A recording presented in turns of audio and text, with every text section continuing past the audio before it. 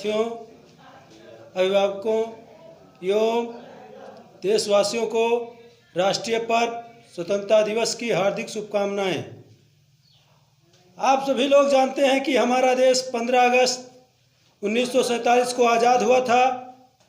हमारे देश को आज़ादी वैसे आसानी से नहीं मिली थी।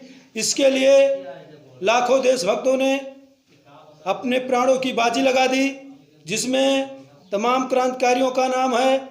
चंद्रशेखर आज़ाद, झांसी की रानी, राम प्रसाद बिस्मिल आदि क्रांतिकारियों ने हमारे देश को आज़ाद कराने में अपनी प्राणों की बाजी लगा दी। और यहाँ तक तमाम लेखकों ने अपने लेख के माध्यम से भी देशवासियों को देश प्रेम का पाठ पढ़ाया और सिखाया।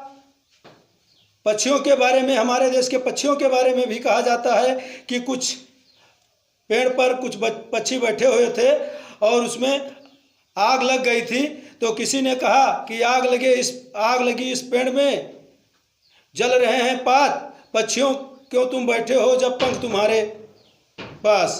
तो पक्षियों ने भी यह उत्तर दिया कि फल खाया जिस वृक्ष का, गंदे कीनों पात, और धर्म हमारा यही है, मरू इसी के साथ। और यहाँ तक ये तो पक्षियों की भावना है। हमारे यहाँ के छोटे छोटे बच्चे भी अपने देश के प्रेम के लिए जाने जाते हैं। महाराणा प्रताप का नाम आता है। उनकी 5 वर्ष की लड़की जो 7 दिनों तक भूखी थी, अपने पिताजी से कहती है, पिता 7 दिन हो गए हैं, मुझे खाने को कुछ नहीं मिला। महाराणा प्रताप जी कहते हैं, क्या आपने माँ से नहीं कहा? हाँ पिता, माँ से कहा।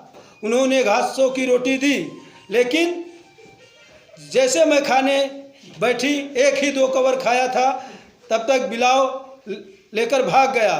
और हे पिता, अब मैं क्या खाऊं? तो क्या बेटी मैं अपने दुश्मन को आत्मसमर्पण कर दूं?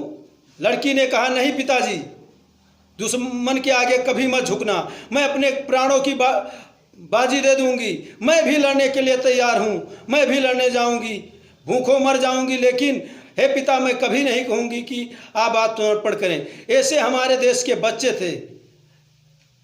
और जो यही विचारधारा था कि आगे चलकर महात्मा गांधी जी, नेता सुभाष चंद्र बोस, पंडित जवाहरलाल नेहरू, सरदार वल्लभ भाई पटेल इत्यादि लोगों ने हमारे देश को आज़ाद कराया।